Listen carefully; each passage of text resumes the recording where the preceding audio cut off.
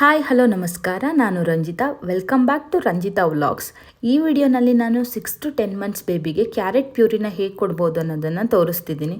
ನಿಮಗೆ ಗೊತ್ತಿರೋ ಹಾಗೆಯೇ ಕ್ಯಾರೆಟ್ನಲ್ಲಿ ವಿಟಮಿನ್ ಎ ಮತ್ತು ಫೈಬರ್ ಅಂಶ ಜಾಸ್ತಿನೇ ಇರುತ್ತೆ. ಜೊತೆಗೆ ಹೆಲ್ತಿ ಡೆವಲಪ್ಮೆಂಟ್ಗೆ ಇದು ಮಗುಗೆ ಹೆಲ್ಪ್ ಆಗುತ್ತೆ ಅಂತ ಹೇಳ್ತಾ, ಕ್ಯಾರೆಟ್ನ ಮೊದಲನೇದಾಗಿ ವಾಶ್ ಮಾಡಿಕೊಂಡು ನೀಟಾಗಿ ಸಿಪ್ಪೆನ ತೆಗೆದು ಅದಾದಮೇಲೆ ನಾನು ತುರ್ಕೊಂಬಿಟ್ಟು ಸ್ಟೀಮ್ ಮಾಡಿ ಇದನ್ನು ಮಗು ಕೊಡ್ತಿದ್ದೀನಿ.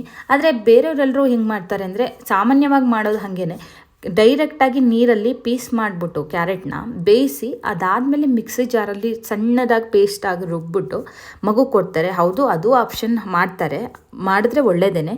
ಆದರೆ ನಾನು ಇಲ್ಲಿ ಹಾಕ್ಕೊಡ್ತಿಲ್ಲ. ಯಾಕಂತಂದರೆ ನೀವು ನೋಡಿ ಬೇಕಿದ್ರೆ ಕಟ್ ಮಾಡಿ ಬೇಯಿಸಿರೋ ರುಬ್ಬಿರೋ ಟೇಸ್ಟಿಗೂ ಸ್ಟೀಮ್ ಮಾಡಿ ಮಗು ಕೊಡೋ ಟೇಸ್ಟಿಗೂ ತುಂಬಾ ಚೇಂಜ್ ಆಗಿರುತ್ತೆ. ಸೊ ನಾನು ಎಲ್ಲದನ್ನು ಅಷ್ಟೇ, ಕ್ಯಾರೆಟ್ ಆಗಿರ್ಬೋದು, ಬೀಟ್ರೋಟ್ ಆಗಿರ್ಬೋದು, ಮಗುಗೆ ಏನೇ ತರಕಾರಿಗಳನ್ನ ಕೊಡ್ತಿದ್ದೀನೋ ಇವಾಗ ಈ ಥರ ಸ್ಟೀಮ್ ಮಾಡಿನೇ ಕೊಡ್ತಿದ್ದೀನಿ. ಈಗ ಹಿಂಗೆ ತುರಿದ್ಬಿಟ್ಟು ಕೊಟ್ಟರೆ ಬೇಗನೂ ಸ್ಟೀಮ್ ಆಗುತ್ತೆ. ನಾವೊಂದು ಕುಕ್ಕರಲ್ಲಿ ನೀರು ಹಾಕ್ಬಿಟ್ಟು ಸ್ಟೀಮರಲ್ಲಿ ಇಟ್ಟು ನೀಟಾಗಿ ಅದು ಒಂದು 3 ವಿಸಿಲ್ ಕೂಗಿಸಿದ್ರೆ ಚೆನ್ನಾಗಿ ಬೆಂದಿರುತ್ತೆ. ಅದಾದಮೇಲೆ ನಾನು ಇದನ್ನು ಮಿಕ್ಸಿ ಮಾಡಲ್ಲ. ಯಾಕಂದರೆ ಮಿಕ್ಸಿ ಮಾಡಿದ್ರೂ ತೀರಾ ಸಣ್ಣಗಾಗ್ಬಿಡುತ್ತೆ, ಅದು ಕೂಡ ಅಷ್ಟೊಂದು ಟೇಸ್ಟ್ ಕೊಡಲ್ಲ. ಅದ್ರ ಬದಲು ನಾನು ಎಲ್ಲರೂ ಒಂದು ಸಾಮಾನ್ಯವಾಗಿ ಕುಟ್ಟೋ ಕಲ್ಲಿರುತ್ತೆ ಅಲ್ವಾ, ಸೊ ಆ ಕಲ್ಲನ್ನ ನೀಟಾಗಿ ತೊಳ್ಕೊಂಬಿಟ್ಟು ಮ್ಯಾಶ್ ಮಾಡ್ತೀನಿ. ಕಲ್ಲಲ್ಲೇ ನೀಟಾಗಿ ಮ್ಯಾಶ್ ಮಾಡಿದ್ರೂ ನೀಟಾಗಿ ಮ್ಯಾಶ್ ಆಗುತ್ತೆ, ತಿನ್ನೋಕ್ಕೂ ಟೇಸ್ಟ್ ತುಂಬಾ ಚೆನ್ನಾಗಿರುತ್ತೆ. ಸೊ ನಿಮ್ಗೆ ಆಪ್ಷನ್ ಕೂಡ ಹಂಗೂ ಮಾಡ್ಬೋದು, ಕಟ್ ಮಾಡಿ ಪೀಸ್ ಮಾಡಿ ರುಬ್ಬಿನೂ ಮಾಡ್ಬೋದು, ಈ ಥರ ಸ್ಟೀಮ್ ಮಾಡಿನೂ ಮಾಡ್ಬೋದು. ನನ್ನ ಪ್ರಕಾರ ಇದು ಟೇಸ್ಟಿಯಾಗಿಯೂ ಇರುತ್ತೆ, ಚೆನ್ನಾಗೂ ಇರುತ್ತೆ. ನಾನು ಎಲ್ಲ ತರಕಾರಿಗಳನ್ನೂ ಕೂಡ ಈ ಥರ ಸ್ಟೀಮ್ ಮಾಡಿನೇ ಮಗು ಕೊಡೋದು. ಟೇಸ್ಟಿಯಾಗಿದ್ದರೆ ಮಕ್ಕಳು ಕೂಡ ಚೆನ್ನಾಗಿ ತಿಂತಾರೆ ಅಂತ ಹೇಳ್ತಾ ಈ ವಿಡಿಯೋನ ಇಲ್ಲಿಗೆ ಮುಗಿಸ್ತಿದ್ದೀನಿ. Thank you all.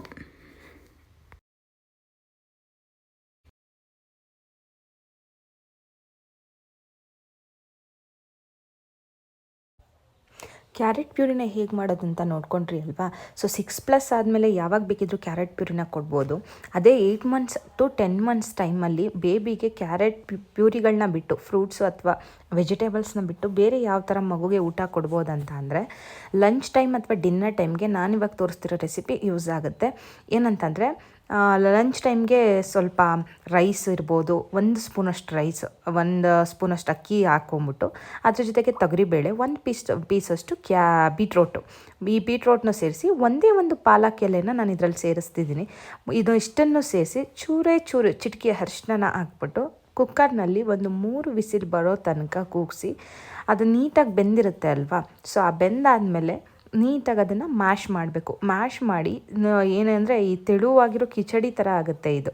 ನಾನು ಉಪ್ಪನ್ನು ಬಳಸ್ತಿಲ್ಲ ಯಾವುದೇ ಫುಡ್ಗೂ. ನನ್ನ ಪ್ರಕಾರ 1 yearವರೆಗೂ ಉಪ್ಪು ಬಳಸೋದು ಬೇಡ ಅಂತ, ಯಾಕಂದರೆ ಅದು ಕಿಡ್ನಿಗೆ ಏನೋ ಎಫೆಕ್ಟ್ ಆಗುತ್ತೆ ಅಂತ ಕೇಳ್ಪಟ್ಟೆ.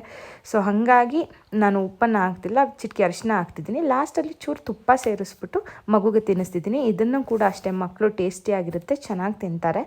ಸೊ ಈ ವಿಡಿಯೋ ನಿಮಗೆ ಯೂಸ್ ಆಗುತ್ತೆ ಅಂತ ಅಂದ್ಕೋತಿದ್ದೀನಿ. Thank you.